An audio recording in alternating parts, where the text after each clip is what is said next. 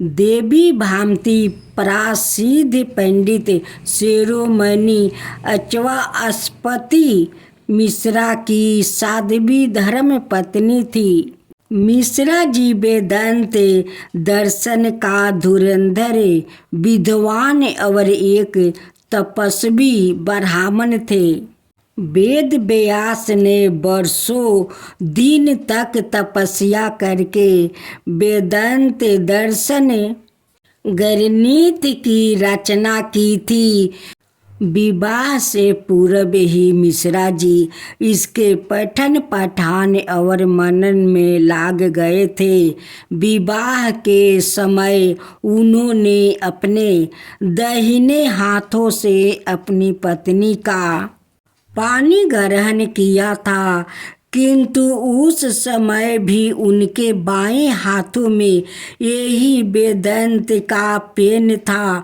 विवाह होने के पश्चात यह फिर उसके पठन पाठन और भाषा लिखने में लाग गया और इस कार्य में इतने तल्लीन हो गए कि इन्हें यह भी याद नहीं रहा कि इनका विवाह हो गया है। भामती भी साधारण स्त्री नहीं थी। उनके हृदय में अपार पति भक्ति थी। उनका सदैव यही प्रयत्न रहता था कि उनके पति की पुनीत साधना सदाए चलती रहे। मिश्रा जी दक्षिण भारत के एक छोटे से गांव में एक छोटे से घर में रहते थे। जिस कोठरी में अपना अध्ययन करते थे उसे इनकी पत्नी गोबर से लीप कर सदाए बड़ा स्वच्छ और सुंदर रखती थी।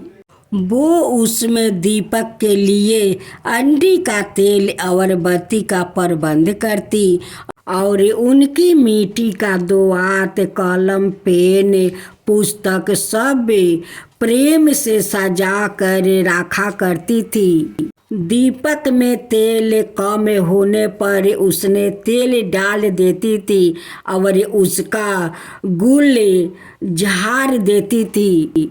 मिश्रा जी हाथों में कलम लिए एकाग्रता से लिखते रहते।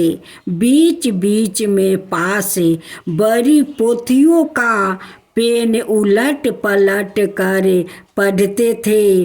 कभी कभी आंखों बंद करके गहरे विचारों में लगा जाते थे और फिर आंखों खोल कर लिखने लगते।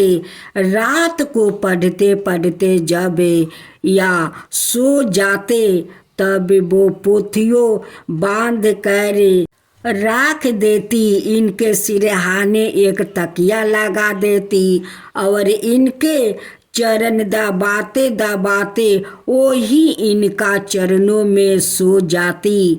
प्रातः काल पति के जागने से पहले वो उठती और धीरे धीरे चक्की से आटा पीसती। जब या जागते तब इनके शौच स्नान के लिए जल देती। इसके बाद इनकी संध्या आदि का प्रबंध करती। फिर भोजन के प्रबंध में जुट जाती। दोपहर के समय जब उन्हें अवकाश मिलता था तब वो पड़ोसी की लड़कियों को बेल फूटे निकालना आदि कला सिखा आती थी।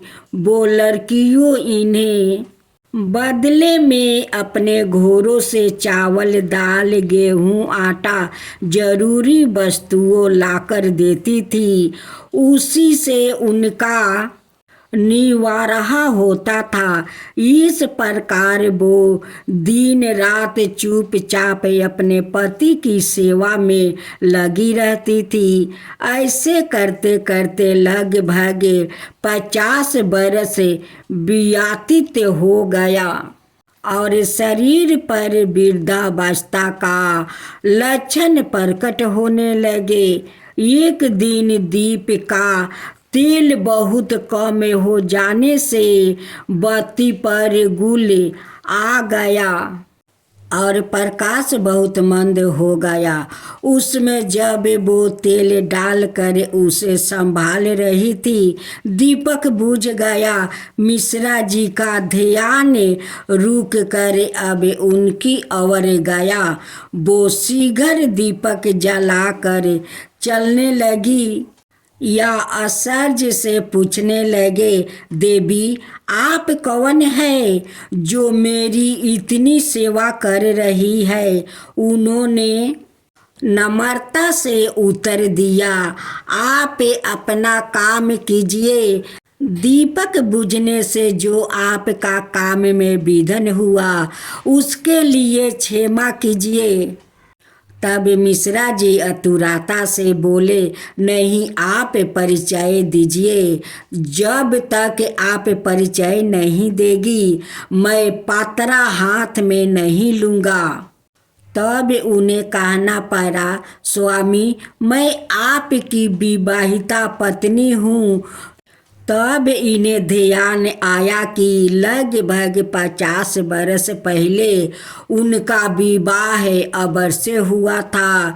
मिश्रा जी बोले, यह बात तुमने पहले मुझे क्यों नहीं बताई? उन्होंने कहा, स्वामी मुझे इसी में बड़ा सुख मिलता था कि आपका काम बिना विघ्न के चल रहा है।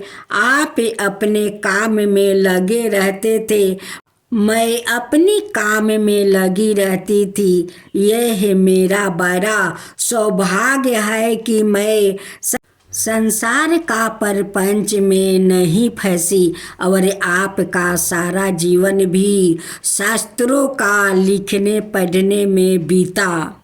मिश्रा जी बोले, मैंने अपनी जीवन संगिनी को भूल कर और इतने वर्षों तक की उसकी सेवा पर ध्यान ना देकर बड़ा पाप किया है। प्राणेश्वरी मुझे क्षमा करो। यह कहकर या भामिती के चरणों में गिरने लगे। भामिती ने इन्हें उठाते हुए नम्रता से कहा, पतिदेव यह क्या कर रहे हैं? मैंने तो अपने जीवन में आपकी सेवा के अतिरिक्त और कुछ कभी चाहा नहीं है।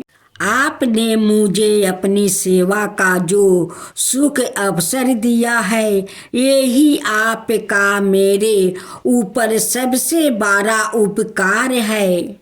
मिश्रा जी ने कहा, मेरे इस ब्रह्मा सूत्र के भाषा का नाम तुम्हारे ही नाम पर भामिती होगा, जिससे तुम्हारा नाम और तुम्हारा अपूर्वम त्याग सादा संसार में अमर रहेगा। मुझे इस गणित की एक एक पंजिका में और एक एक अक्षरों में तुम्हारा जीवन का सीख रहेगा। तुम ही ब्रह्मा सूत्र का मूर्तिमान अर्थ हो। आज भी वेदांत दर्शन ब्रह्मा सूत्र का वह भाषा अपूर्व में समझ जाता है और इसका पंडितों में बहुत अधिक मान है। हम गर्व के साथ कह सकते हैं कि भामिती जैसी साध्वी त्याग मूर्ति और पति परायण भारतीय नारायण जो आदर्श उपस्थित किया है वो संसार में अद्वितीय है।